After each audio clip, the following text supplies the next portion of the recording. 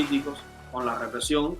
La verdad es que a veces es hasta desgastante, ¿no? Semana tras semana, tener que estar trayendo la misma temática sin ver consuelo, sin ver una mejora en la realidad de tantísimos cubanas y cubanos que desgraciadamente sufren el flagelo, no solo el flagelo del comunismo, porque yo creo que eso lo sufrimos todos los cubanos, tanto los adentro como los afuera, pero sí la represión directa, ¿no? El peso, el peso de la bota del opresor, que la verdad no escatiman en imprimir todo el poder que tienen para coaccionar la voluntad del cubano a negarse, a doblegarse a esa tiranía. Y es que sabemos que tenemos más de 1.000 y tantos presos políticos. El año cerró con 1.067 presos políticos, pero vamos a decir que hay alguno que otro por cuestiones de edad, por cuestiones de estado de salud, que están peor, ¿no? Que están más graves que otros que quizás son más jóvenes y tienen un poquito más pues de salud para afrontar la terrible situación que es estar preso y preso político, ¿no? En Cuba, preso por razones políticas. Mario, ¿qué podemos hablar de la situación de Javier Delgado Torna? Que Sí, recientemente han salido denuncias sobre su precaria situación de salud. sí, Daniel, te agradezco que lo menciones a él, porque, bueno, como tú bien dices, son miles de presos. Yo digo que miles porque pienso también en todos los que todavía están presos por causas que no serían causas en ninguna otra parte del mundo, como por ejemplo la peligrosidad social predelictiva. Entonces, si le sumas todo eso, pues ya tú sabes. Pero te agradezco porque mencionar casos a veces pues ayuda también, porque ese caso es un nombre que te hace aterrizar ya de las cifras enormes, y el caso en sí es un caso que te muestra el estado de muchos otros que pueden estar igual o peor que él. Entonces, en el caso de Javier Delgado Torna, te lo agradezco porque nosotros lo conocemos personalmente, o sea, que hemos estado sentados en una misma mesa comiendo, por ejemplo, que nos conocemos de cerca y, y que tenemos un vínculo de hace muchos años. Él tiene varias condenas políticas ya. De hecho, él perdió un brazo en prisión en una de esas condenas políticas pasadas y se ha pasado toda su vida oponiéndose al sistema, es firmante del proyecto Varela, en fin. Pero la cuestión es que la salud ya no acompaña a Javier desde hace algún tiempo. De hecho, pues hemos hablado de él porque él tuvo una licencia extrapenal por un año, que se la dieron no por gusto, porque esa gente es muy difícil que dé una licencia extrapenal. Se la dieron precisamente porque, según los chequeos médicos, Javier se podía morir en cualquier momento en la prisión. Pero las enfermedades de Javier por las cuales le dieron esa licencia extrapenal son enfermedades crónicas. O sea, que Javier no se sanó, Javier no se curó en ese año. Más bien, podríamos decir que las enfermedades se agudizaron, porque sí estuvo en la casa, no se les murió en la prisión. Tengo que hablar así con esa crudeza porque lo hablo con él mismo.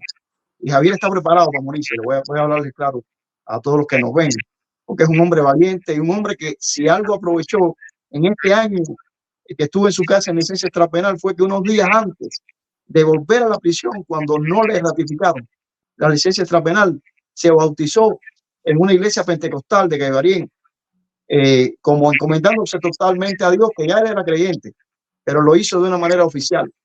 Y eso demuestra que él está preparado para lo peor, y lo peor es morirse. Pero, y por eso es que no ha transado con la dictadura, y por eso es que también no le ratificaron la licencia extrapenal. Pero una muestra de que Javier no mejoró, sino que las enfermedades crónicas siguen siendo en él todavía, incluso enfermedades que se han agudizado, es que en estos días que pasaron, finales de enero, tuvieron que correr con Javier como tienen que correr a cada rato, y a veces no nos enteramos. Nos enteramos, esta vez nos enteramos, por ejemplo, porque alguien llamó a la hija, Adrianita, en Caibarien. Corrieron con Javier muy mal, según nos refirieron.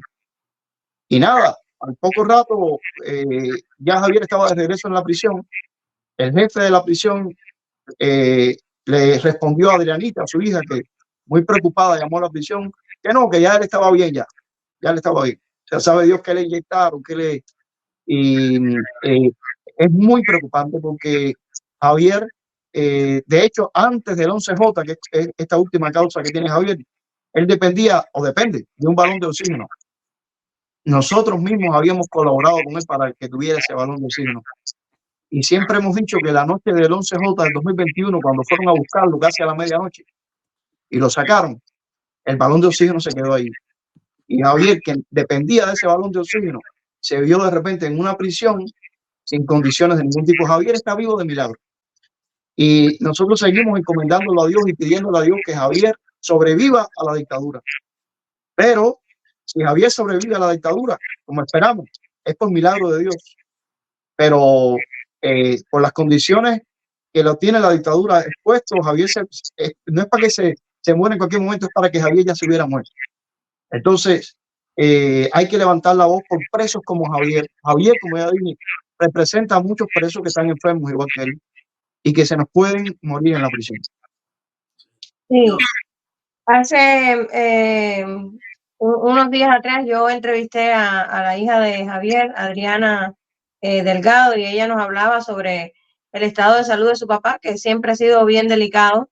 Javier no solamente padece del corazón, también es diabético, y un diabético en grado bastante elevado.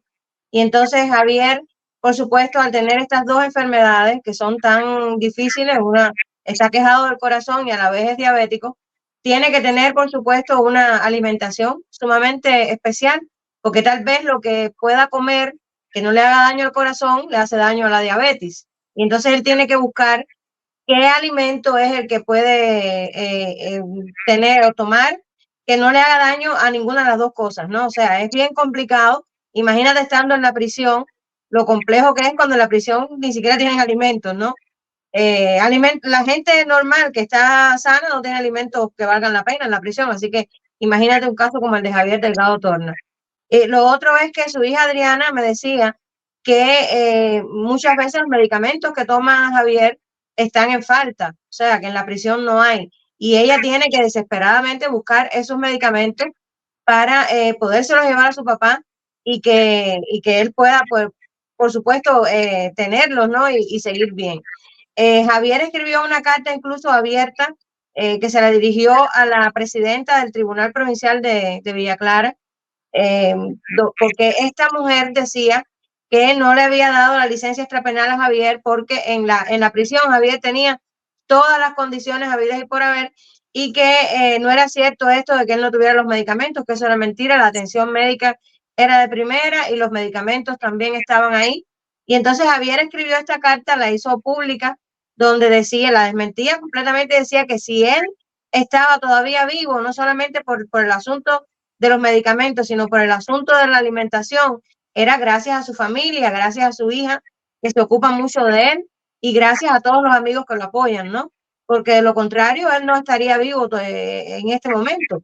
Y que quien realmente lo sostiene son esas personas, su familia, sus amigos, pero que para nada en la prisión él tiene las condiciones adecuadas, ni de alimentación ni de medicamentos.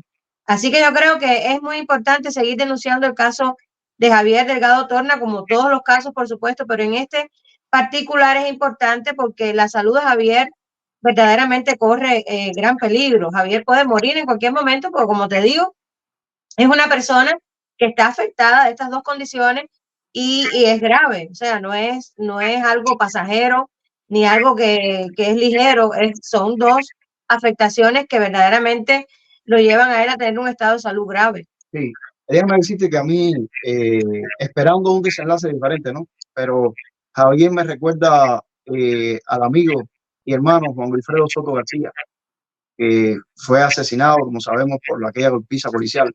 Porque el asunto es que Javier tiene las mismas enfermedades que padecía Juan Wilfredo Soto. En este caso, el crecimiento del corazón, todo el mundo sabe lo peligroso que es eso, y la diabetes mellitus tipo 2. Estas enfermedades las tenía también Juan Wilfredo Soto García. Y claro, cuando la dictadura le cayó a Tom Paso, aquel 5 de mayo del 2011, que murió unas horas después, la dictadura decía, no, es que era un hombre enfermo y murió por las enfermedades. Y yo dije, claro, no hay nada más natural. Ellos dijeron, por muerte natural. Yo dije, no hay nada más natural que usted se muera y usted es un hombre enfermo y encima de eso le dan una golpiza. En el caso de Javier, ojalá que no tenga que decirlo y ojalá que celebremos muy pronto con él la libertad de Cuba, porque yo espero que los rostros de Javier estén entre los rostros de quienes celebremos juntos la libertad. Pero, por supuesto, si a Javier le pasara algo, van a decir, no, estaba enfermo. Pero claro, un hombre enfermo metido en unas condiciones, lamentablemente, de prisiones, que sabemos que hasta los sanos están malos. Qué No, triste. es que ellos prefieren muchas veces que se les muera que dejarlos en libertad y que se puedan reponer y tener, digamos, un peso pesado, ¿no? Que siga ahí, pues, siendo la piedra en el zapato de los comunistas, porque sabemos que Javier Delgado Torna no es un preso político solamente del 11 de julio, no ha sido un cubano que se le opone al régimen o que le hace resistencia, como hemos dicho, ¿no? Porque oponerse es más bien cuando hay un escenario político donde uno puede hacer una posición seria. La realidad es que los cubanos que le hacemos la resistencia al narcocomunismo en Cuba, pues eso es lo que son, ¿no? La resistencia del pueblo cubano libre, ¿no? Sí. Y pues Javier Delgado ha sido un baluarte para la resistencia cubana, lleva muchísimos años desafiando a la tiranía narcocomunista y pues para ellos sería muy cómodo que Javier terminara, ¿no? Pues falleciendo. Entonces, es, digamos, la política que aplican ellos para tratar de, al final siguen siendo el victimario, la dictadura castrista sigue siendo la razón por la cual Javier puede terminar perdiendo la vida, las condiciones en las que está, las injustas condiciones en las que está, que además, pues la dictadura lo lleva ahí de una manera totalmente arbitraria, porque realmente es injusto, ¿no? Él no ha cometido ningún crimen, como todos los presos políticos no han cometido ningún crimen, ningún delito para estar ahí, pero ellos afianzándose en la narrativa de que sí han cometido un crimen, de que sí han llamado al desorden y todo tipo de acusaciones absurdas que le han impuesto a los presos políticos, pues lo tienen en un penal donde ellos saben que producto de su estado de salud pues puede él terminar falleciendo, como pasó el pasado año, al cierre del año, con este joven Luis Barrio, que terminó falleciendo por falta de atención médica. Y si bien en un momento muy específico donde esto sucedió fue todo un escándalo, y uno puede pensar, bueno, esto a la dictadura no le conviene porque se le vuelve un escándalo. Señores, la realidad es que al final del día pasó el tiempo, son tantas las noticias, catástrofes, es tanto lo que se vive en el mundo de hoy que no es que pasó desapercibido, porque tantísimos cubanos como ustedes, como yo, han tratado de alzar la voz y han tratado de poner la noticia, ¿no?, en la palestra pública, pero al final del día casi que pasa como desapercibido, porque al final del día la dictadura no sufre ninguna consecuencia real que fragmente el poder, la represión que ejerce sobre el pueblo cubano, y es un preso político menos, es un cubano que se le opone menos con el que tienen que lidiar.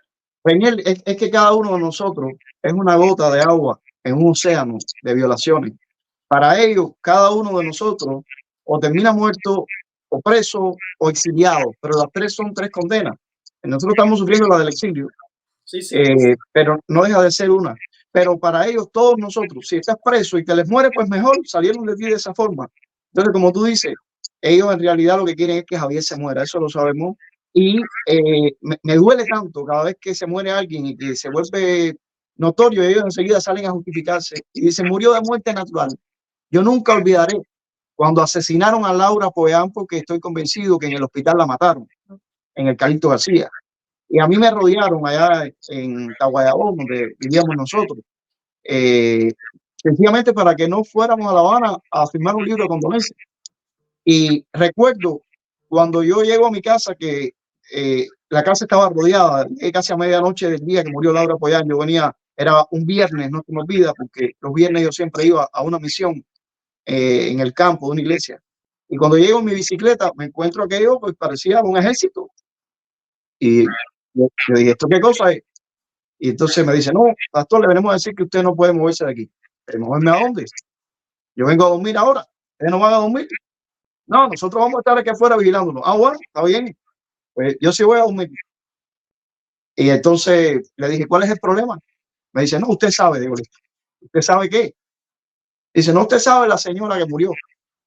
Digo, me habla de Laura Pollán.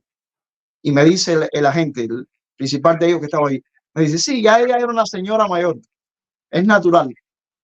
Dígole, mire, no me venga a hablar de señora mayor, que Laura Pollán estaba en sus plenas capacidades.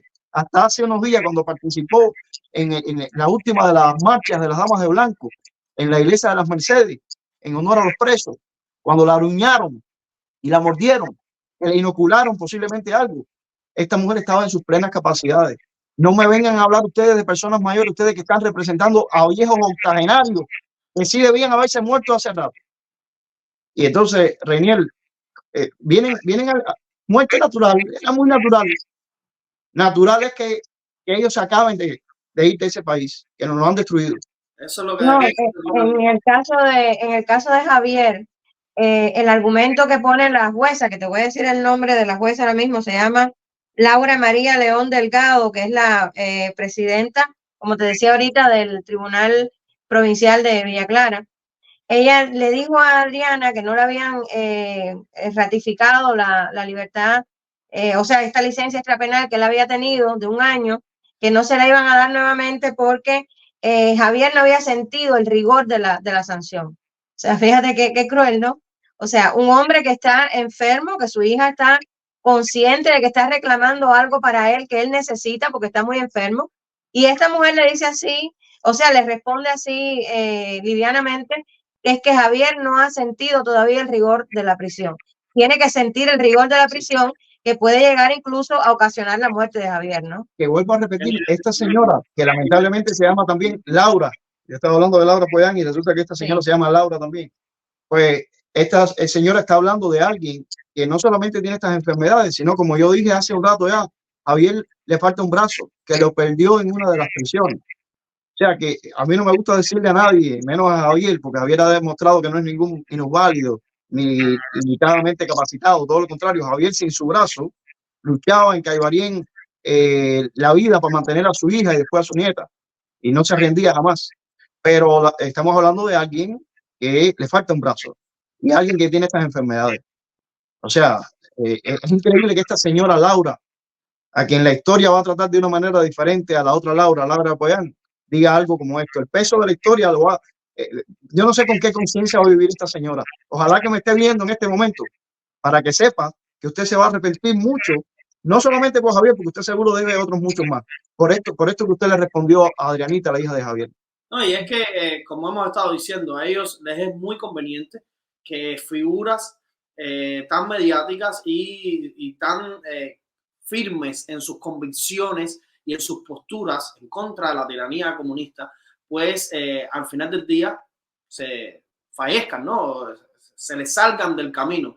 Y sabemos también, estamos en el mes de febrero, este es el primer podcast, el primer episodio de Cubanos en Washington DC, el mes de febrero. Sabemos que en febrero, el 23 de febrero, pero del año 2010, falleció o asesinaron a Orlando Zapata.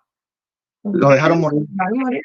En la misma situación en la que hoy, no en la misma situación, pero en una dinámica muy similar a la que hoy se encuentra Javier Delgado Dorna y otros 1,060 y tantos presos políticos.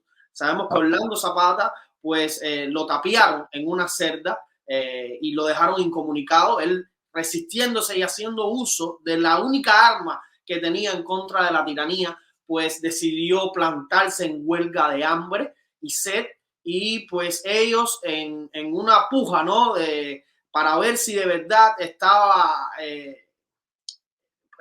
puesto, como se dice en buen cubano, pues decidieron decirle, pues no quieres comer, avísanos cuando quieras comer. Y Orlando Zapata, en ese temple que lo caracterizaba, pues decidió mantenerse firme en su postura, y desgraciadamente esto sí, lo llevó a perder la vida. Y es válido decir, Reinier, que le dijeron, avísanos, pero avísanos ¿para qué? Para darte agua. O sea, ellos cometieron algo ahí que es una violación flagrante al trato a alguien que se declara en huelga de hambre, tal y cual está estipulado internacionalmente. Tú no puedes quitarle el agua a alguien que ha decidido no comer, y eso fue lo que hicieron con Orlando Zapata. Le dieron avísanos que no te vamos a dar ni agua. Bueno, incluso, sí, incluso cuando la persona se declara en huelga de hambre y sed, porque por ejemplo hay casos, ¿no? Casos anteriores al de Zapata, no precisamente cubanos, ¿no? Pero sí de personas que han tenido huelgas de hambre, huelgas de hambre y sed, y las autoridades, en caso de Cuba, a mí no me gusta decir autoridades, pero bueno, por ejemplo, en Irlanda del Norte hubo unos huelguistas y estos huelguistas se declararon en huelga de hambre y sed.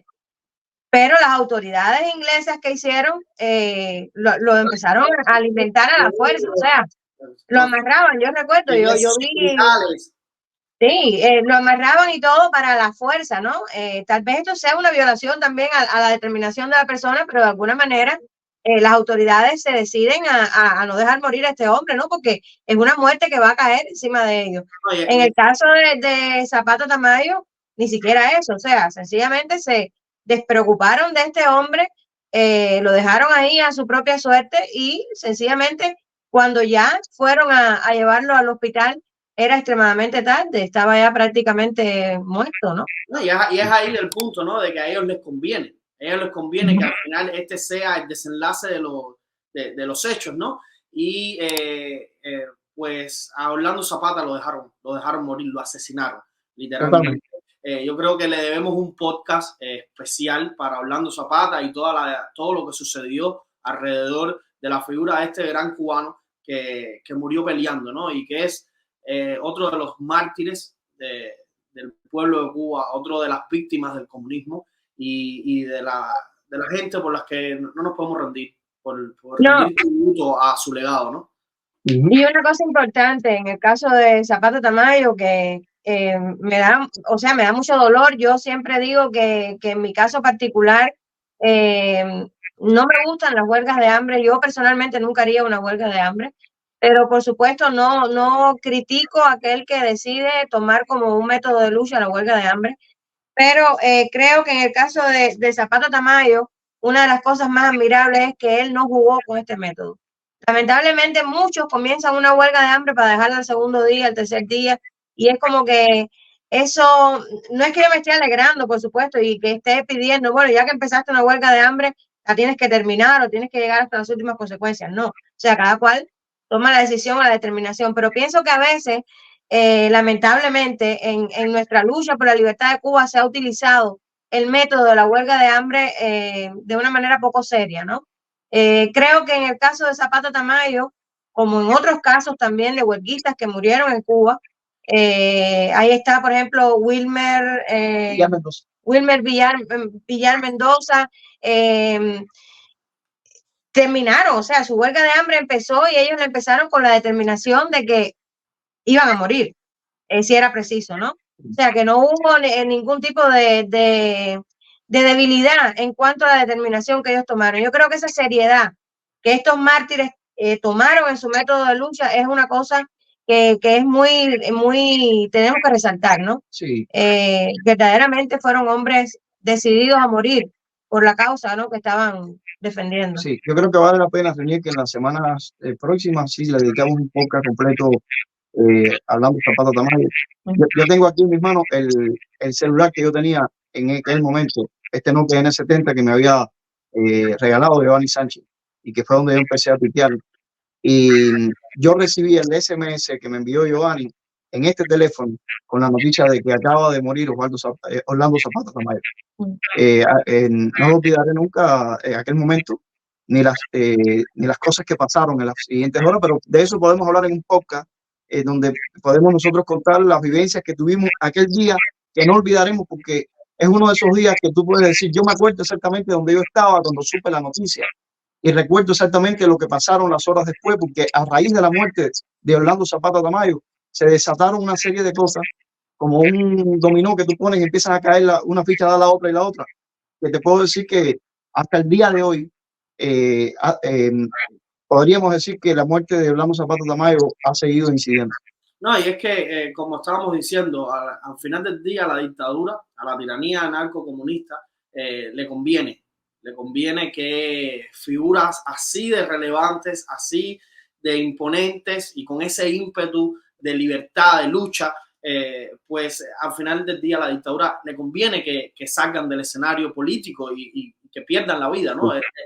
Le resuelve un poco la dinámica diaria a la dictadura y ellos apelan porque estos hombres y mujeres pues pierdan la vida, ya sea porque los mandan a matar, ya sea porque los dejan morir en una huelga de hambre o porque simplemente los dejan morir también porque no les brindan la debida atención médica. La atención médica.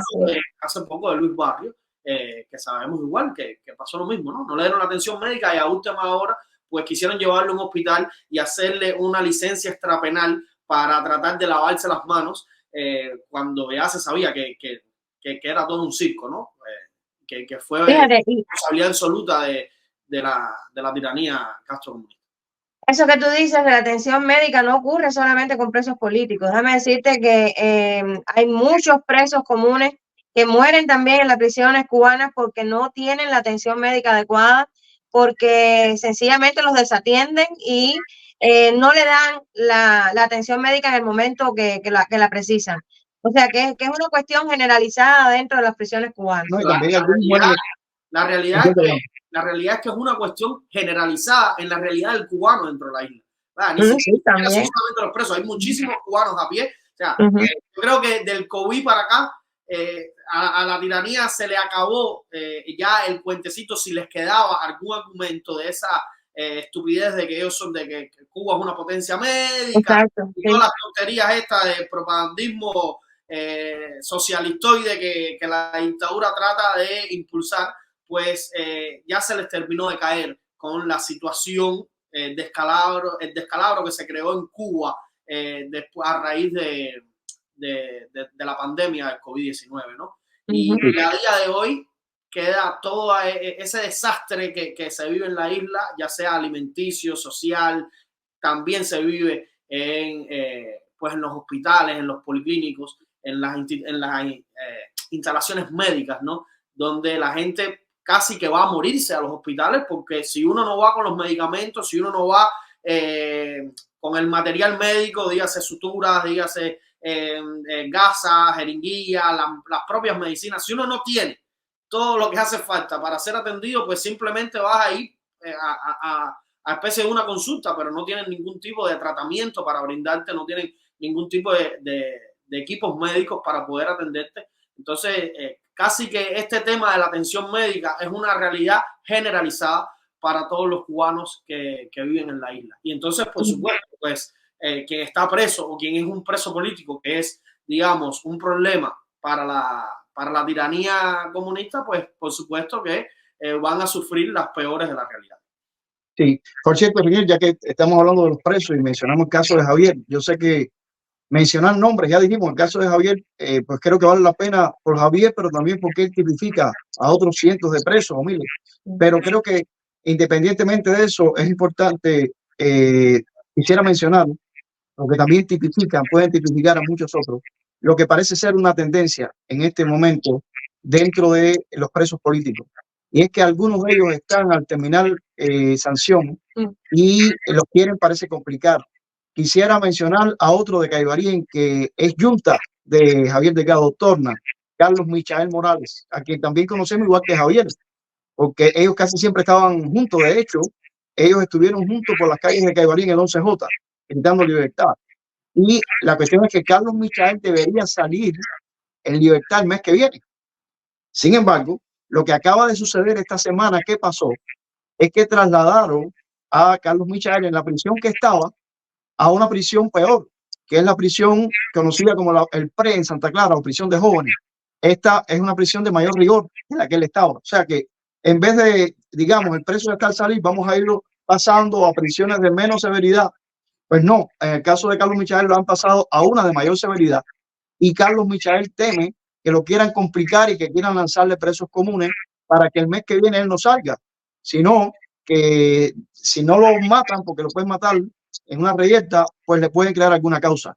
Pero otro caso muy emblemático, no del 11J, que yo creo que no podemos dejar de mencionar, es Ernesto Borges Pérez, al cual nosotros hemos dedicado varios podcasts, incluso creo que hasta un podcast entero hemos dedicado, pero creo que podremos dedicar también porque su padre me ha dicho que nos quiere conceder una entrevista. Y de hecho tenemos un video ahí que lo puedes poner, siéntete en libertad de ponerlo. Se ha divulgado por las redes sociales porque él nos lo mandó urgente para divulgarlo, pero tenemos todo el permiso, por supuesto, para poderlo incorporar también a este podcast, si lo quieres incluir ahí, donde Raúl, que había estado callado, había estado a la espera, con la esperanza, como la esperanza es lo que ha tenido Raúl desde que le metieron hijo a su preso Ernesto, pero en estos últimos meses él había estado a la espera pensando que como su hijo debería salir el año que viene, en el 2025, iba a haber algún cambio de medida.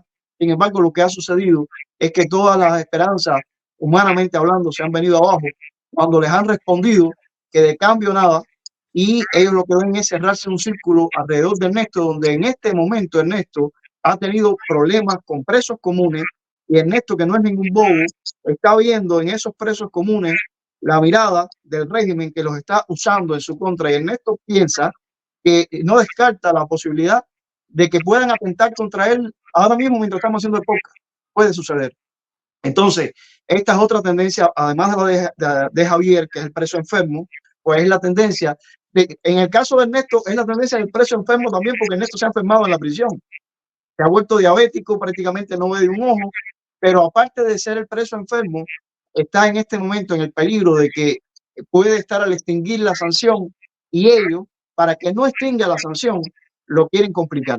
Entonces, tanto en el caso de Carlos Michael como de Ernesto, los menciono como ejemplos que tipifican lo que puede estar pasando con cientos de presos. No, está, por ejemplo, también, y me imagino que hayan otros ejemplos que desconozcamos, ¿no?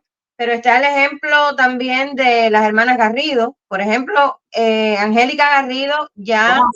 Vamos a escuchar un momento las palabras del padre de Ernesto Borges para juntar el argumento del propio Raúl Borges, y pues pasamos a hablar de las hermanas Garrido. Perfecto. Yo, Raúl Borges Álvarez, padre del prisionero político y laico católico Ernesto Borges Pérez, denuncio ante la opinión pública nacional e internacional en lo que yo concibo un plan de asesinato selectivo contra mi hijo, mi hijo cae preso el 17 de julio de 98, lleva 25 años y ya varios meses en prisión física. Ernesto debe cumplir ya la sanción total, 30 años, con los beneficios en el año que viene. Consideramos que toda una serie de situaciones que se han dado con diferentes presos es un plan de provocación para abrirle una nueva causa o crearle una situación de un plan de asesinato selectivo.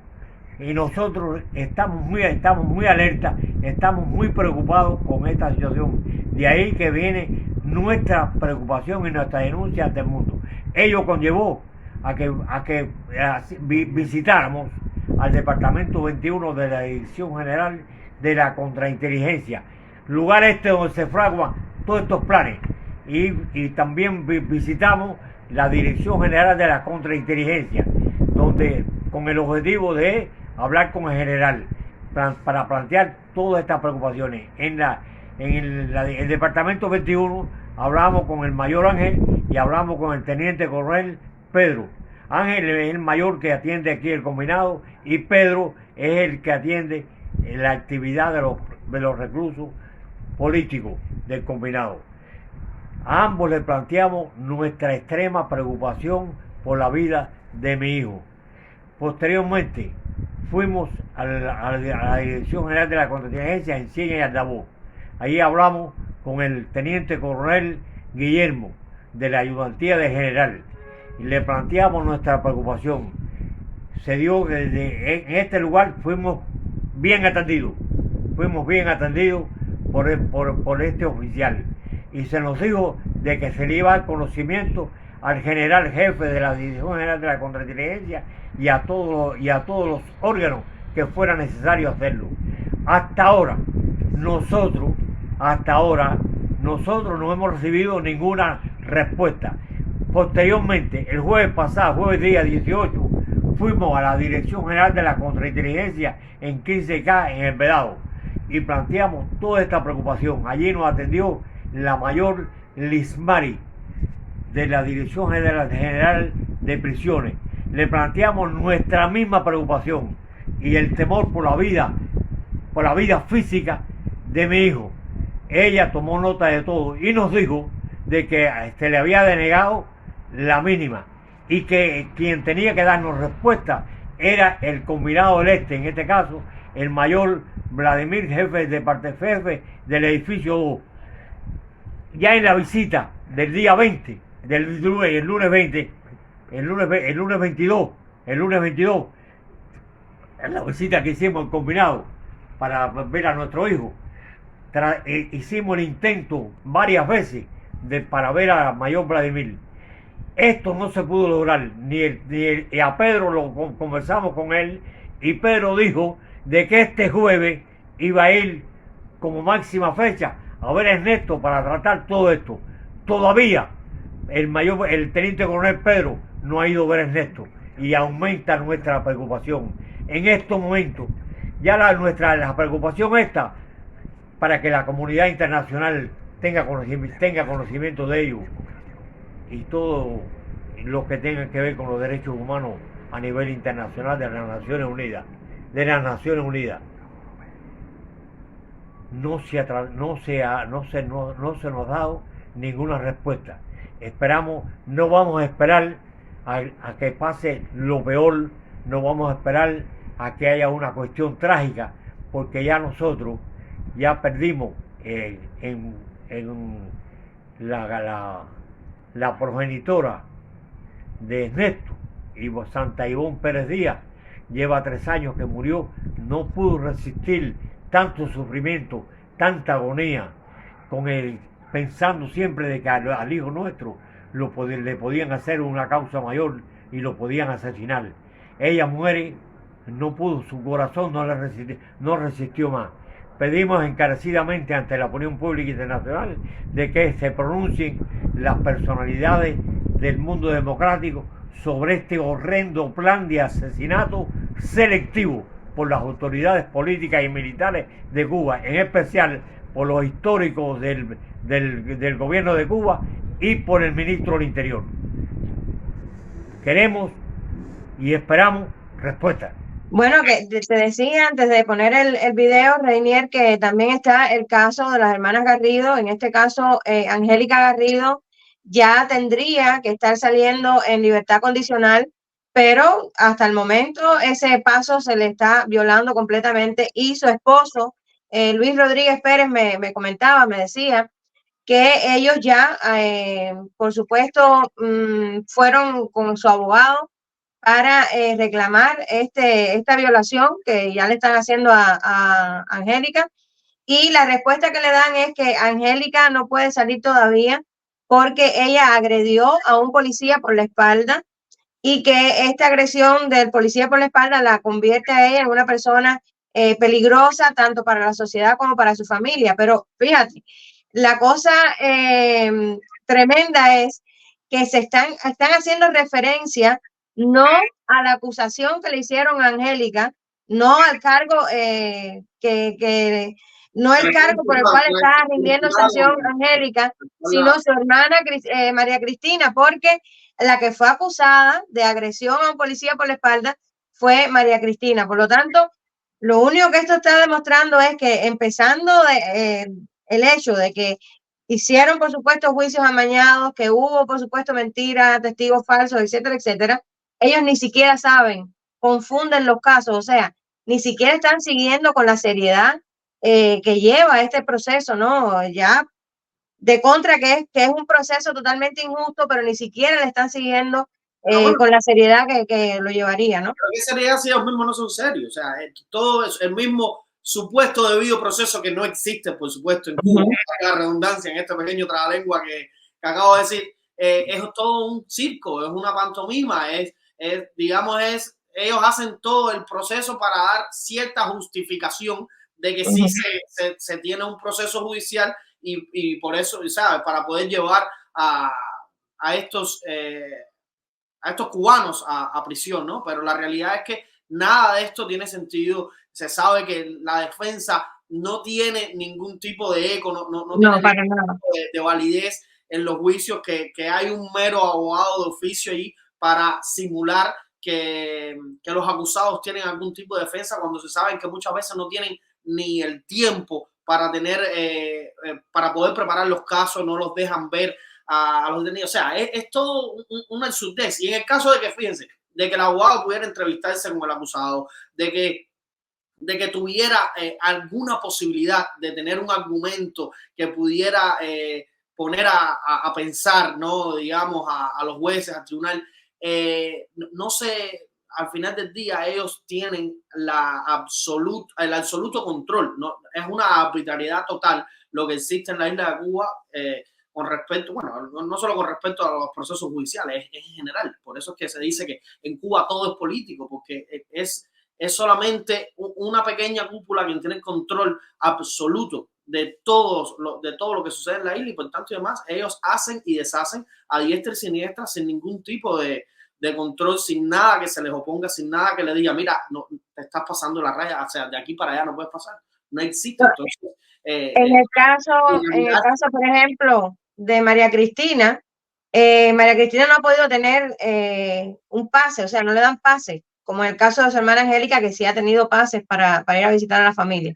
Ella no ha tenido la oportunidad de tener pase. Esto pudiera ser porque es una persona muy mediática por todo esto de los libros que ha publicado estando en la prisión. Pero lo otro que me dice su cuñado, en este caso, ¿no?, que es el esposo de Angélica, Luis Rodríguez, es que incluso prohibieron a los presos de la prisión recibir papel. O sea, ellos no pueden enviar una carta escrita en papel, y tampoco pueden recibir a sus manos una carta en papel que le manden a algún familiar o algún amigo, nada de eso. Si alguien de fuera le manda una carta en papel, las autoridades carcelarias leen la carta y se quedan con ella, o sea, no se la entregan, porque están temerosos de que María Cristina, como ya ella pues sacó todo un poemario completo de la prisión que fue publicado, pues están temerosos de que esto siga, ¿no?, de que ella siga escribiendo y siga sacando lo que escribe y que se lo publiquen. También sacaron la carta que fue firmada. La carta, exactamente, también la carta. Eso va a ser un hecho, es un hecho histórico ya, y pasará a la posteridad como algo bien valeroso, es algo grande, porque la realidad. Exactamente, entonces visualmente impactaba mucho. Imagínate hasta dónde llegan o sea, la paranoia, ¿no?, y la locura de ese régimen. Y por supuesto, en el caso de María Cristina, pues si a la hermana le están violando ya su derecho a la libertad condicional, imagínate tú, en el caso de María Cristina, le están violando el derecho a los pases, le están violando el derecho a ser cambiada de régimen y ser llevada a un campamento. Y me imagino, pues, ojalá no sea así, que cuando llegue ya el tiempo de extinguir la sanción, pues que también se lo violen, ¿no? Porque al final ellos violan todo lo que les parece, ¿no? Sí, yo quisiera mencionar, Renier, ya que hemos mencionado a las hermanas Garrido, a los hermanos Perdomo también, Nadir y Jorge, porque ellos pues habían estado un tiempo pues juntos en la prisión y podían por lo menos como hermanos allí acompañar. El mismo caso de las hermanas Garrido. Los separaron, los alejaron, y aunque sí han tenido el pase, sin embargo, no les han dado el pase a la misma vez. O sea, no quieren ningún tipo de roce entre los dos, ninguna conexión entre estos dos hermanos. Quieren, o sea, que no tengan roce. Y por eso para fragmentar su voluntad, tratar de hacer todo tipo de debilitarlo. Sí. Y mencionándolos a ellos, René, sí, aprovecho para decir algo, porque me doy cuenta por los nombres de los presos que hemos hablado, de algo que también ahora en febrero nosotros celebramos, es el 11 aniversario del Instituto Palmos, el 2 de febrero. O sea, que cuando sale este podcast, pues se cumplieron ya 11 años. ¿Y por qué te digo esto? Porque precisamente las hermanas Garrido y los hermanos Perdomo fueron nuestro premio Palmos de 2023, pero Ernesto Borges, al cual me refería anteriormente, fue el premio Palmos del 2021. Y Javier Delgado Torna y Carlos Michael Morales participaron, yo creo que estuvieron juntos, por lo menos Javier sí lo recuerdo, en aquella noche cuando inauguramos el Instituto Palmos el 2 de febrero del 2013. Pero no recuerdo si Carlos Michael estuvo, Javier sí, pero ambos estuvieron en varios de nuestros eventos dentro de Cuba.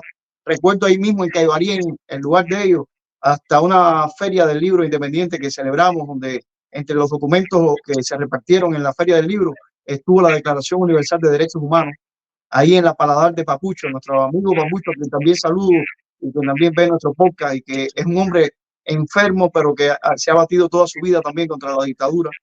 Por lo tanto, aproveché para meter la coletilla, aprovechando, viendo, no me cuenta que sin proponérmelo habíamos mencionado nombres de presos de los miles y miles que han tenido, de alguna u otra manera, han estado presentes en el Instituto Palmo, uno por los premios y otro porque han participado. Sí. Pero bueno, y por hablar de hermanos, ¿no? Otra de las tantas violaciones que se hacen, sabemos, lo estuvimos hablando recientemente, hace un par de podcasts atrás, de las trillizas de Placeta. Dos de ellas están presas, igual por los sucesos del 11 de julio, y una de ellas, de las dos que están presas, pues le están obligando a abortar. Sabemos que está embarazada, tiene alrededor de 7 a 8 semanas de embarazo y le están obligando a abortar, y además de eso, pues la están dejando sin comer, no le están dando atención médica, aparte de la misma narrativa de lo que estábamos hablando hasta ahora.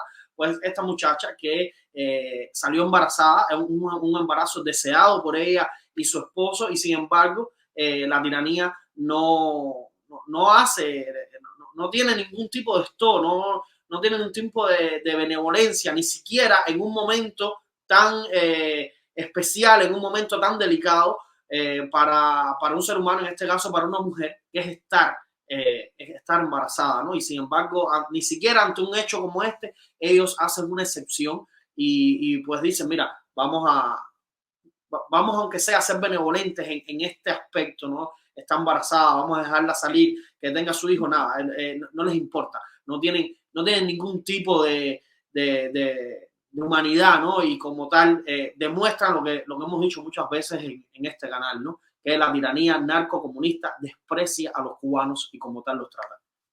Este caso ha sido también bastante mediático, el caso de esta muchacha embarazada que quieren hacer abortar.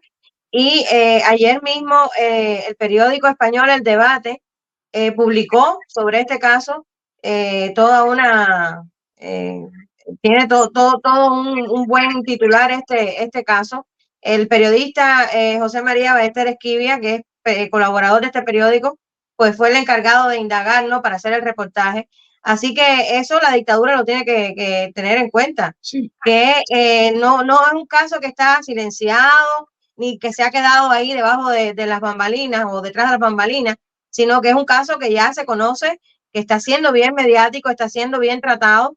Así que, bueno, vamos a ver qué van a hacer ellos, ¿no? Porque sí, yo iba a mencionar. Antes de cerrar con el tema de los presos políticos, yo quería dar una noticia que recientemente está en las redes sociales y es la situación de otro preso político más, que no es del OCJ, es de días posteriores, o sea, de ahora, del 2023, del año pasado, pero igual sigue siendo un preso político, igual puede hacer una manifestación desde la azotea de su casa, y es el caso del cubano Onaikel Infantes, quien fue apresado por la tiranía en el pasado 2023 por hacer una manifestación contra la dictadura castrista en la azotea de su casa, y se sabe que en estos momentos está en huelga de hambre, igual por lo mismo, ¿no? Por todos los abusos, por toda la represión que reciben todos los presos políticos dentro de las prisiones para tratar de doblegar su voluntad. Este muchacho pues está ahora mismo en huelga de hambre, tratando de ejercer, ¿no? Pues usar, ¿no? La única arma que tiene para, digamos, desafiar de alguna manera a la tiranía. Hemos dicho muchas veces aquí, tenemos el tema de las huelgas de hambre y tal, es digamos, complicado, porque si por un lado muchas personas que han usado este método de lucha no violenta no lo han llevado hasta las últimas consecuencias, en el sentido, no es que se esté abogando de ninguna manera acá de que la gente insista en morir o haga bien o no en usar las huelgas de hambre. La realidad es que muchas veces se descontextualiza el sentido específico de la huelga de hambre, que es tratar de tener una exigencia viable para que la huelga de hambre surja efecto, ¿no? Porque muchas veces uno puede decir, bueno, yo estoy haciendo una huelga de hambre por la libertad de Cuba. Bueno, imagínate, posiblemente en el contexto de hoy te vas a morir. O sea, la huelga de hambre casi que pierde sentido, ¿no? Y a esto es a lo que nos referimos. Esperemos que este muchacho sepa, esté tratando de tener algún término viable, ya sea las condiciones en las que él está en la prisión o la represión inmediata que está sufriendo, para que pues el sacrificio que está haciendo producto de la huelga de hambre tenga algún resultado factible, ¿no? Con una consecuencia inmediata para la realidad que le esté viviendo. Pero bueno, la realidad, valga la redundancia, es que está en huelga de hambre ahora mismo. Bueno, pues hay que señalarlo, porque si está en huelga de hambre, pues necesita toda la alarma y atención. Así mismo.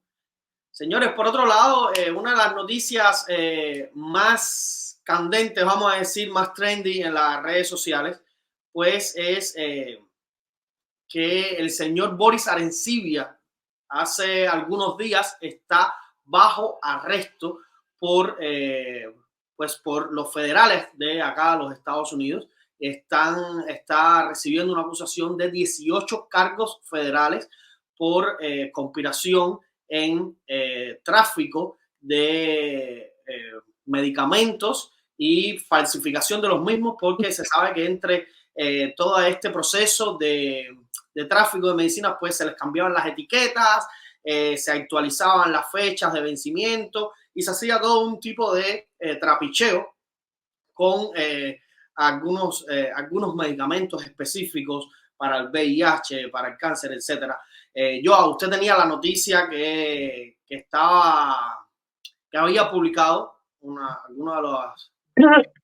Sí, bueno, yo tengo acá lo que publicó el Nuevo Herald, que dice que bueno, que este era un promotor musical cubano que fue acusado de participar en una trama multimillonaria de venta de medicamentos psiquiátricos contra el cáncer y el VIH a farmacias de todo el país. Dice que Boris Arencibia tiene 50 años y fue arrestado en su domicilio de Miami-Dade el viernes por la mañana, según informó una fuente policial al Miami Herald. Arencibia está acusado de conspiración para suministrar medicamentos adulterados y de marca falsa, conspiración para traficar con productos médicos con documentación falsa y conspiración para cometer lavado de dinero. O sea que la cosa es bien grande. Óyeme, y qué casualidad, ¿no? Antes de entrar un poco a abordar, o bueno, es parte de lo que estamos hablando, ¿no? Qué casualidad que siempre que se le arrima a algún individuo a la tiranía castrista, pues termina siendo de la peor calaña, de lo peor que hay en la sociedad civil, ¿no? Y qué casualidad que es este señor Boris Arencibia, quien pues estuvo orquestando todo el tema de este festival que se dio en Cayo Santa María, donde estuvo la presencia de Lenier, donde estuvo la presencia de Daniel, conocido como Tekashi 69, y posteriormente, pues también se sabe que fue una de las personas que influenció incluso hasta el mismo Chocolate, que yo nunca le compré el cuentecito de que él se había dado un golpe en la cabeza y se había pues vuelto el más patriota que nadie, pero la realidad es que fue otro de los que fue quien influenció, ¿no? Para que incluso el mismo Chocolate, que hasta un momento en los últimos años estaba por lo menos teniendo un discurso o teniendo una opinión racional con la realidad de Cuba, pues terminara volteándose y impulsando toda esta nueva intención de la dictadura de vamos a regresar a Cuba, en Cuba no está pasando nada, olvidemos lo que pasó, o sea, normalicemos la situación y volvamos a vivir lo que en la era Obama se conoció como el intercambio cultural, que más que un intercambio entre dos países a nivel cultural, lo que se viviera un descaro y un ven y voy hacia la isla de Cuba como si fuera otro país normal del mundo, donde se viviera con democracia, con libertad y con todos los bienestares sociales que una sociedad ha de tener.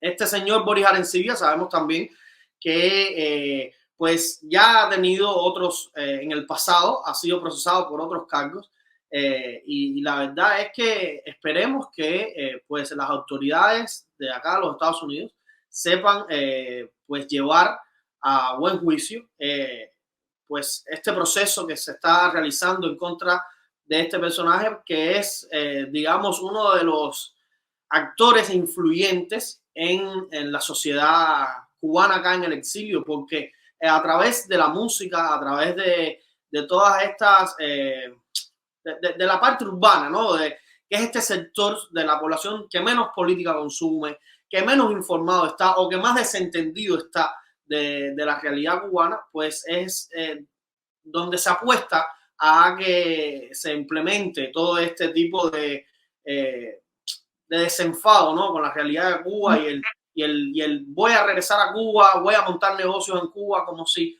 en Cuba no estuviera pasando nada, como si no existieran más de 1000 presos políticos, como si no existiera una tiranía en el país.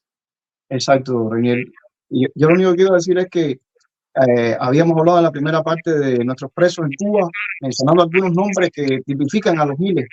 Y ahora hablando de este caso de Boris, pues qué bien para Boris que sin embargo él puede estar en un estado de derecho, donde tiene todas las garantías y donde es inocente hasta que porque en este sistema judicial es inocente hasta que se demuestre lo contrario, al revés que en Cuba. Entonces, qué suerte para él que puede estar en los Estados Unidos, donde está sometido a un proceso donde se hará justicia, pero con todas las garantías, a diferencia de nuestros presos, de los cuales él se rió y se burló con su presencia, ignorándolos.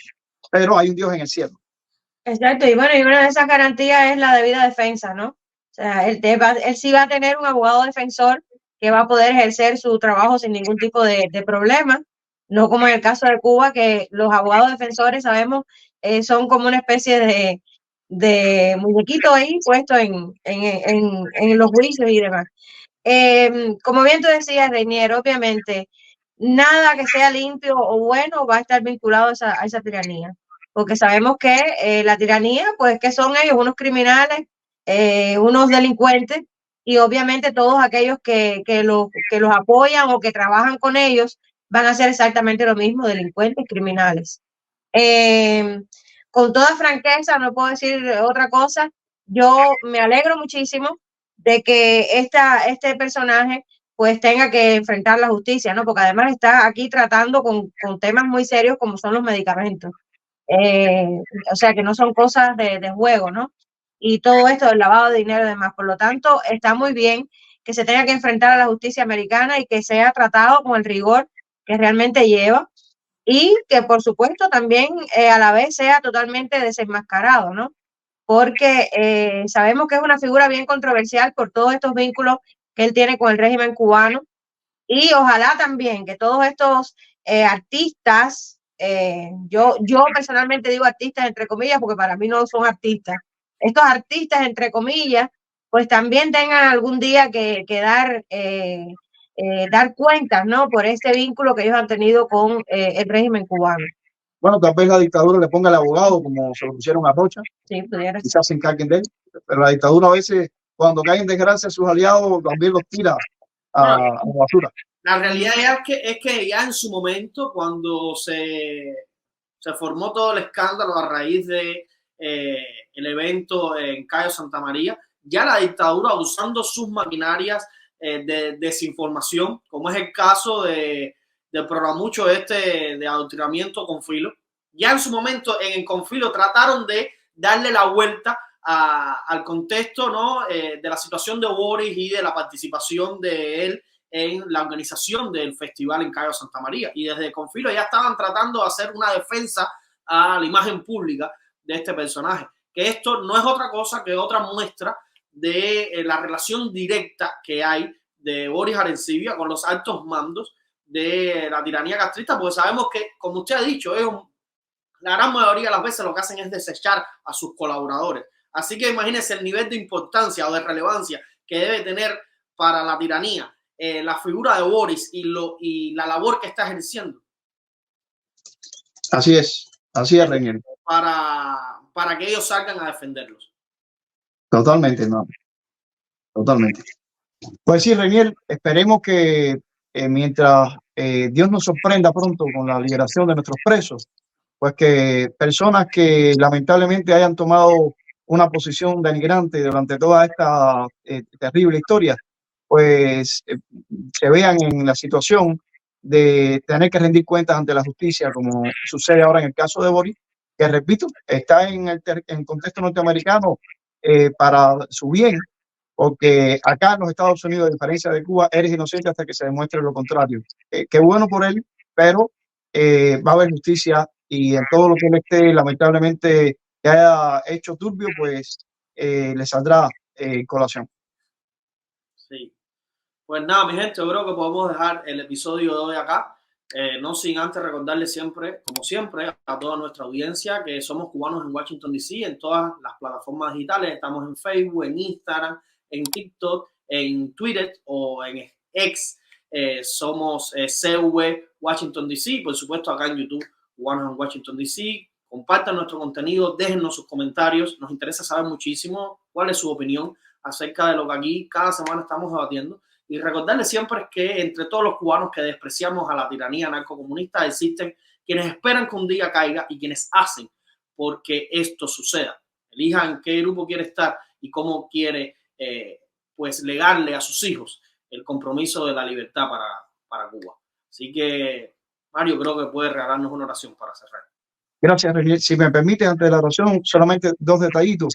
Y es que cuando yo mencionó el artículo del escritor español José María Ballester Esquivia, que es un laico católico muy reconocido a favor de la muchacha que la quieren obligar a abortar, pues quería ahí decir que nosotros no somos casasolas, nuestro podcast, y por lo tanto quería recomendar que por favor busquen en el periódico El Debate este artículo de este español solidario con la causa cubana y que lo compartan por todas partes, porque es muy importante que este caso emblemático de esta muchacha, hoy mencionamos muchos casos, pero siempre dijimos, tipifican otros más.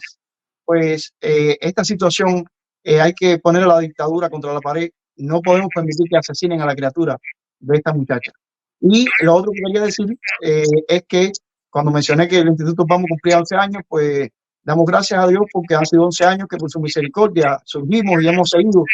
Y quería recomendarle, ya que no somos Carlos Sola, a otro de nuestros amigos que fue entrevistado en uno de nuestros podcasts, a Joel Suárez, quien en homenaje al 11 aniversario del Instituto Pamos ha estrenado íntegramente a través de Cubanet su documental Cuba Crucis.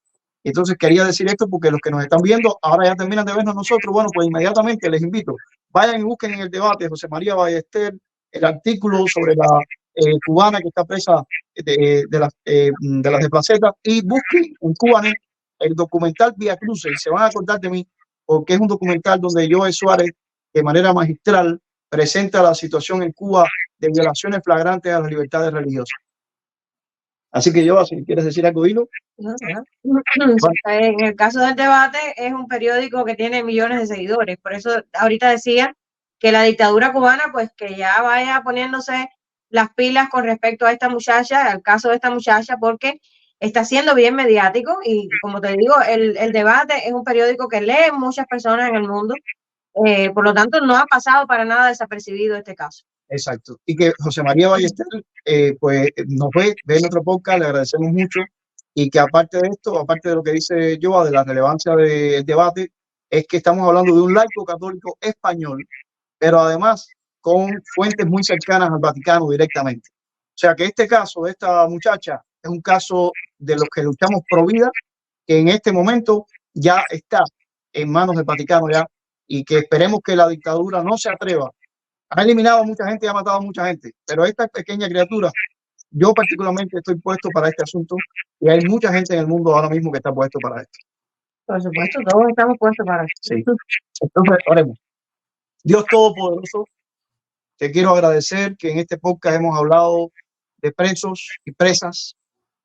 Solamente pues son algunos ejemplos de los miles, Padre, pero no mencionamos nombres para que nadie se ponga bravo. Sabemos que los miles deberían ser mencionados.